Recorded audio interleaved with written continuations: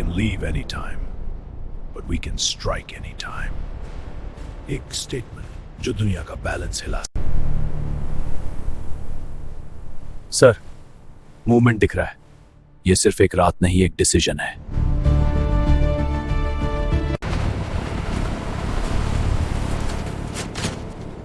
America और Iran के बीच tension अब पीक पर है।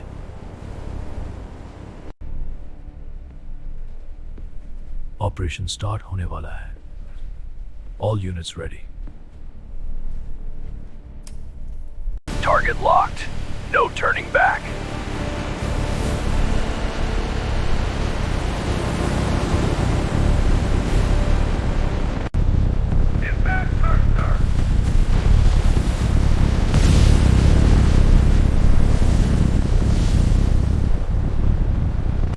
System down. ये सिर्फ बॉम्ब्स का वॉर नहीं, डिजिटल वॉर भी था। वॉर शुरू हो चुका है, लेकिन एंड क्या होगा कोई नहीं जानता। जैसे ही यूएस ने स्ट्राइक किया, ईरान ने एक सेकंड भी वेट नहीं किया। अटैक का जवाब अटैक से दिया जाएगा। मैसेज क्लियर था, we are not weak. Target सिर्फ एक कंट्री नहीं थे। एक ही नेट बॉर्डर के बाहर निकल गया। ये अब सिर्फ वॉर नहीं स्प्रेड हो रहा था। एक दिन वॉर रुका नहीं, स्ट्राइक्स लगातार चलते रहे। ये वॉर सिंपल नहीं था, ये लंबा चलने वाला कॉन्फ्लिक्ट बन चुका था। पर सबसे बड़ा नुकसान आम लोगों का हुआ। फैमिलीज अपने घर छोड़ने पर मजबूर हो गए। ये लोगों के घरों में लड़ा गया। ऑयल प्राइसेस स्पाइक हुए, स्टॉक मार्केट्स अनस्टेबल हो गए, सप्लाई चेन्स टूट गई। एक दिन का मॉर्निंग का लॉस। हर मिसाइल के साथ सिर्फ ब्लास्ट नहीं, वॉर सिर्फ जान नहीं लेता, पैसे भी जला देता है। बिलियंस ऑफ डॉलर्स डिस्ट्रॉय हो गए, ऑयल फैसिलिटीज डैमेज हुई, ट्रेड रूट्स डिसरप्ट हो गए। ये सिर्फ एक वॉर नहीं था। एक तरफ टेक्नोलॉजी जैसे सैटेलाइट्स, प्रिसिजन स्ट्राइक्स, दूसरी तरफ मिसाइल्स, ड्रोन्स और डिफेंस सिस्टम्स।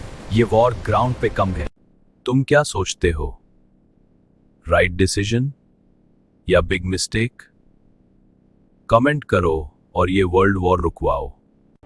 तो सच क्या है? क्या यूएसए ने एक बड़ी डिजास्टर को रोका या एक नई डिजास्टर क्रिएट कर दी? हिस्ट्री डिसाइड करेगी, पर प्राइस आम लोगों ने दिया। लेकिन यहाँ एक कंट्रोवर्शियल पॉइंट भी है। कोई क्लियर प्रूफ नहीं मिला कि ईरान न्यूक्लियर बॉम्ब बना रहा है। ये था प्रीएम्प्टिव स्ट्राइक। तो सवाल उठता है, ये वॉर जरूरी था या जल्दी में लिया गया डिसीजन? ये सब एक दिन में नहीं हुआ। मंथ्स तक प्लानिंग हुई, टारगेट्स केयरफुली सिलेक्ट किए गए और फर्स्ट स्ट्राइक में ईरान को शॉक दिया गया। ये सिर्फ एक अटैक नहीं था पावर दिखाने का। एक और हिडन रीजन था, show off strength. Message clear था। ये सिर्फ ईरान के लिए मैसेज नहीं था, ये दुनिया के लिए सिग्नल था। Let the world see. Hidden reason सबसे पावरफुल था। ऑयल।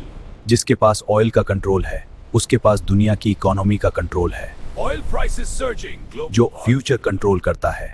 हिडन रीजन सबसे स्ट्रेटेजिक था, पावर बैलेंस। मिडिल ईस्ट एक पावर गेम है। ये वॉर टेरिटरी का नहीं था, ये कंट्रोल का था, कौन रीजन का लीडर बनेगा। हिडन रीजन सबसे स्ट्रेटेजिक था, पावर बैलेंस। मिडिल ईस्ट एक पावर गेम है। अगर ईरान टू पावरफुल हो जाता था, रीजनल लीडर बन जाता, तो पूरा बैलेंस चेक करा था। तीसरा रीजन पूरी दुनिया से जुड़ा हुआ था। मतलब अगर ये रूट बंद हो जाए तो पूरी दुनिया की इकोनॉमी हिल सकती है। ये सिर्फ रीजनल वॉर नहीं था, ये ग्लोबल इकोनॉमी का इशू बन गया था। सेकेंड रीजन और भी डेंजरस था। अगर ये सिस्टम इंटैक्ट रहता तो हर दिन हर जगह अटैक पॉसिबल था। इसलिए टारगेट सिर्फ ईरान नहीं था, उसकी स्ट्राइक पावर थी। ऑफिशियल रीजन क्या था? Simple, nuclear threat. लेकिन इंटरनेशनल वॉचडॉग ने कहा, no clear proof of active nuclear weapon programme. अब सबसे इंपॉर्टेंट सवाल, ये अटैक हुआ क्यों? वॉर सिर्फ मिसाइल्स और बॉम्ब्स का नहीं होता, वॉर पावर, इन्फ्लुएंस और कंट्रोल का होता है। ये अटैक सिर्फ एक कंट्री ने नहीं किया, ये एक कोऑर्डिनेटेड ऑपरेशन था।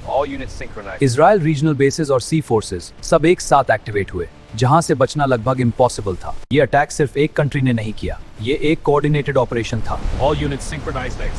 ये सब एक साथ एक्टिव फोर्सेस। अटैक एक डायरेक्शन से नहीं आया, ये मल्टी डायरेक्शनल स्ट्राइक था। अटैक सिर्फ मिसाइल से नहीं होता, कभी कभी सिस्टम को अंधा कर दिया जाता है। सर रेडार ब्लैंक हो गया, सिग्नल्स नहीं आ रहे। अटैक का पहला फेज सबसे पावरफुल था। एक ही वक्त पर हंड्रेड्स ऑफ स्ट्राइक्स लॉन्च हुए, मल्टीपल लोकेशंस एक साथ हिट हुए। इसको कहते हैं शॉक। एनिमी को इतना ओवरवेल्म कर दो कि वो रिएक्ट ही ना कर पाए, सिस्टम कोलैप्स हो जाए। ये अटैक सामने से नहीं आया, ये अटैक चुपके से आया। Target in sight, they don't see us. Radar सो रहा था, सिस्टम्स अनअवेयर थे। अटैक तब हुआ जब एक्सपेक्टेशन सबसे कम थी। ये अटैक एक दिन का डिसीजन नहीं था, वहीं हर मूवमेंट ट्रैक हो रहा था। सैटेलाइट्स देख रहे थे, इंटेलिजेंस एजेंसी सिर्फ प्लान्ड ऑपरेशन था। जिसमें हर सेकंड कैलकुलेट किया गया था। यूएस पावरफुल था, लेकिन ईरान स्मार्ट था।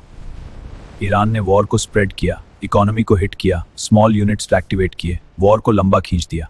ईरान का प्लान सिंपल था, वॉर को लंबा खींचना और ओपोनेंट को थकाना। यूएस स्पीड का गेम नहीं, लेकिन वॉर उसके लिए महंगा है, और वही उसकी सबसे बड़ी ही होने वाला। वॉर सिर्फ एक जगह नहीं रहा, ईरान ने बैटलफील्ड को एक्सपैंड कर दिया। इजराइल, गल्फ कंट्रीज, समुंदर के oil routes. This is no longer a single conflict, this is ये था ईरान का सबसे dangerous system, mosaic defence. Iran ने अपनी मिलिट्री को एक जगह कॉन्सेंट्रेट नहीं किया, बल्कि उससे तोड़ दिया। छोटे छोटे ग्रैंड कुडलेट्स में था। डायरेक्ट फाइट नहीं, स्मार्ट फाइट। जब एक कंट्री पावरफुल होती है तो दूसरी कंट्री सीधा टक्कर नहीं लेती। ये ट्रेडिशनल वॉर नहीं है, ये स्ट्रैटेजी के से फाइट है। ईरान ने सिर्फ थ्रेट नहीं दिया, ईरान डिसाइड कर रहा था कौन गुजरेगा और कौन नहीं। ईरान ने सिर्फ थ्रेट नहीं दिया, Direct ship attack confirmed. Ships पर ड्रोन स्ट्राइक्स हुए, कुछ जल गए, कुछ रुक गए। 150 से ज्यादा शिप्स बाहर कर रहा था, कौन गुजरेगा और कौन नहीं। अब आता है सबसे डेंजरस मूव। ईरान ने टारगेट किया स्ट्रेट ऑफ हॉर्मुज, और ईरान ने इसी जगह गेम बदल दिया, और फिर सिचुएशन कंट्रोल से बाहर होने लगी। वॉर अब रीजनल बन चुका था। 30 दिन बीत गए, पर सवाल अभी भी वही है, क्या ये वॉर जरूरी था, या एक ऐसी गलती जिसका प्राइस पूरी दुनिया देगी।